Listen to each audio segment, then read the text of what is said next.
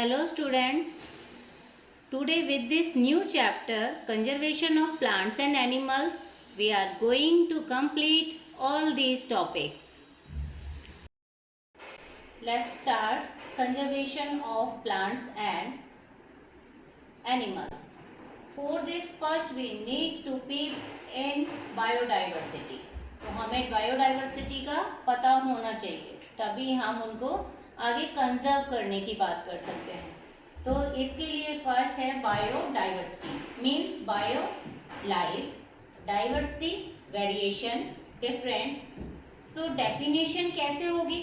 The inter relationships of great variety of living organism, plant, animal, microorganisms and their relation with the environment is known as biodiversity. Means जो plants, animal, microorganism हो गए और वो depend हैं एक दूसरे के ऊपर और environment के साथ भी, तो उनका जो ये इंटर कनेक्शन है उसको मिला के क्या बनता है? बायोडाइवर्सिटी. अब इसके बाद हम देखेंगे स्पीसीज हमें करना है, लेकिन हमें पता होना चाहिए कि स्पीसीज क्या है.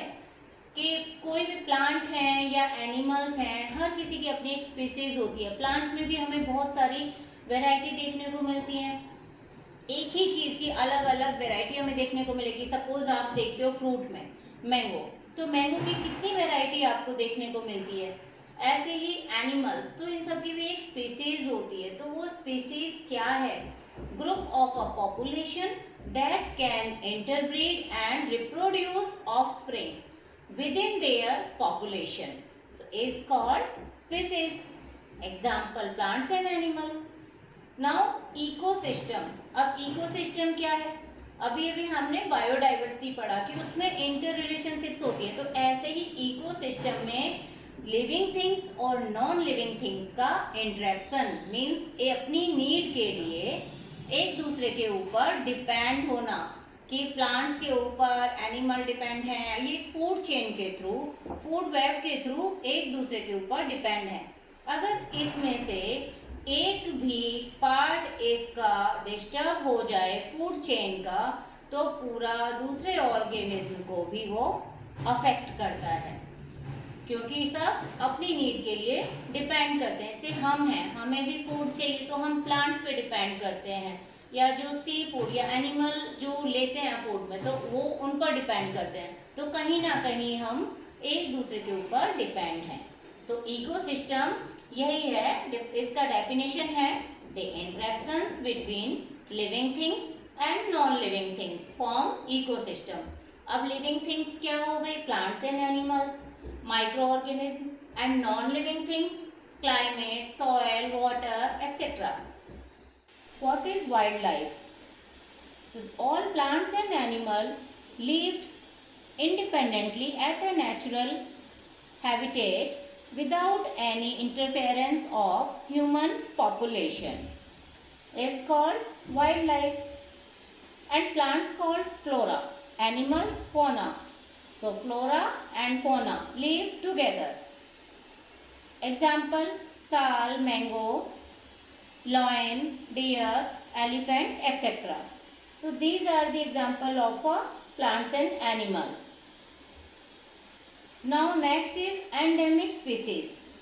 So a species which found in particular area, जो सिर्फ एक स्पेशल अलग जगह पे ही पाई जाती हो, जो कॉमन नहीं है, which can not found everywhere, उसको क्या बोलते हैं? Endemic species. जो एक पर्टिकुलर एरिया में पाई जाने वाली species. Example Asiatic lion and called Indian lion. These are found in the Gir forest of Gujarat. Next is reason for loss of biodiversity. तो बायोडाइवर्सिटी लॉस होती जा रही है, कम हो रही है, मीन्स वाइल्ड लाइफ जो है वो डिस्टर्ब हो गई है. तो उनके रीज़न है ग्रोइंग पॉपुलेशन एंड अर्बनाइजेशन. जब पॉपुलेशन ग्रो हो रही है तो उसकी नीड भी बढ़ रही है, और नीड बढ़ने से अर्बनाइजेशन होता जा रहा है, मीन्स शहरीकरण होता जा रहा है. गाँव को हटाकर उनको बिल्डिंग कंस्ट्रक्ट करके उनका शहरीकरण किया जा रहा है. और सेकंड है ओवर ग्रेजिंग। पीपल अपने कैटल्स को ग्रेजिंग के लिए लेकर जाते हैं, तो वो कुछ टाइम के बाद वो लैंड बैरन हो जाती है, उस पर क्रॉप्स ग्रो नहीं होती हैं, फिर उधर वाइल्ड लाइफ भी खत्म हो जाती है, एनिमल्स नहीं रहते हैं। और थर्ड है एसिड रेन। एसिड रेन क्यों हो रहा है? जब ये सब होगा, फॉरेस्ट कट हो जाएंगे तो पॉल्यूशन बढ़ेगा, और पॉल्यूशन बढ़ने से बैलेंस बिगड़ जाएगा, जो एनवायरनमेंट का बैलेंस है वो बिगड़ जाएगा, तो एसिड रेन स्टार्ट होगी। क्योंकि जो भी गैसेज होंगी वो एटमॉस्फेयर में मिक्स होकर रेन वाटर में मिक्स होकर आएंगी, तो एसिड रेन होगी। हंटिंग। अब पीपल अपनी नीड के लिए, अपनी रिक्वायरमेंट के लिए एनिमल हंट करते हैं, तो ये भी एक रीज़न है बायोडाइवर्सिटी के लॉस होने का। Deforestation. Deforestation means clearing of forest for personal need, means cutting of more and more trees. अब उसके रीज़न क्या है, क्यों ट्रीज कट किए जा रहे हैं? तो फर्स्ट है बिल्डिंग हाउसेज एंड इंडस्ट्रीज। लोग अपनी नीड के लिए हाउस बिल्ड कर रहे हैं, इंडस्ट्री बना रहे हैं, तो उनको वो जगह चाहिए, और वो जगह खाली करने के लिए वहाँ से ट्रीज को कट कर देते हैं। दूसरा, making furniture and for fuel. अब फ्यूल के लिए भी यूज कर रहे हैं। फ्यूल मीन्स कहीं किसी को ये लकड़ी यूज करनी है तो वो ट्री कट करते हैं। फर्नीचर, ये सारी नीड तो ह्यूमन बींग्स की है, तो वो इसके लिए ट्रीज को कट करते हैं। Third, land for cultivation.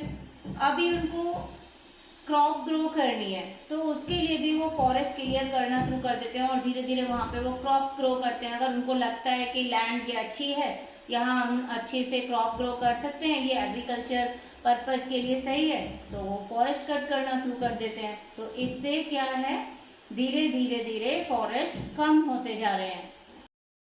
Consequences of deforestation. लगातार डिफॉरेस्टेशन से क्या परिणाम होंगे? तो फर्स्ट वन, ड्रॉट्स। अब कैसे होगा? क्योंकि फॉरेस्ट कट हो रहे हैं तो टेम्परेचर इंक्रीज हो रहा है, और टेम्परेचर इंक्रीज होने से वाटर साइकिल डिस्टर्ब हो गई। वाटर साइकिल के डिस्टर्ब होने की वजह से रेनफॉल रिड्यूस हो जाएगा, रेनफॉल कम हो जाएगा, then it cause droughts. Second, global warming. Because there is continuously increasing carbon dioxide in atmosphere, so this will lead to increase in temperature that cause global warming. Next, desertification. अब desertification कैसे होगा?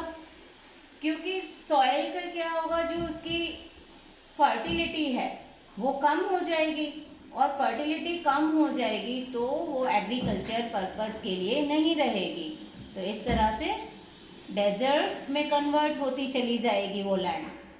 अब next है flood. एक तरफ तो हम drought की बात कर रहे हैं और दूसरी तरफ बोल रहे हैं कि फ्लड आ जाएगी। क्या होगा? अगर फॉरेस्ट कट हो रहे हैं, उसके होने से वाटर होल्डिंग कैपेसिटी है जो सॉइल की वो कम हो जाएगी, तो जो वाटर अब अंदर जाना चाहिए था, ग्राउंड वाटर जो बोलते हैं, अब वो ऊपर ही रहेगा, क्योंकि वाटर होल्डिंग कैपेसिटी तो कम हो गई है, तो वो अंदर नहीं जा पाएगा, और इस तरह से यह फ्लड कॉज करेगा। डिफॉरेस्टेशन से फ्लड होगा। फिर next, change in soil texture and nutrient content. अब जब ये डिफॉरेस्टेशन हो रहा है, सॉइल की वाटर होल्डिंग कैपेसिटी भी कम हो गई, गैसेस की जो हार्मफुल गैसेज हैं उनकी कंसंट्रेशन ज़्यादा हो रही है, तो पूरा साइकिल डिस्टर्ब हो गया, और उससे सॉइल का टेक्सचर भी चेंज हो जाएगा। सॉइल का टेक्सचर, जो एक फर्टिलिटी होनी चाहिए क्रॉप ग्रो करने के लिए, वो नहीं रहेगी, उसमें प्रॉपर अमाउंट के न्यूट्रिएंट नहीं रहेंगे, जो रिक्वायर्ड न्यूट्रिएंट होते हैं हेल्दी क्रॉप्स के लिए, वो भी नहीं रहेंगे। तो इस तरह से डिफॉरेस्टेशन से सॉइल टेक्सचर और न्यूट्रिएंट दोनों ही चेंज हो जाएंगे। आज के लिए हम ये टॉपिक यहीं पे ख़त्म करते हैं, क्योंकि अगर सभी टॉपिक को किया जाएगा तो ये बहुत लेंथी वीडियो हो जाएगी। रिमेनिंग टॉपिक हम नेक्स्ट पार्ट में करेंगे। बाय।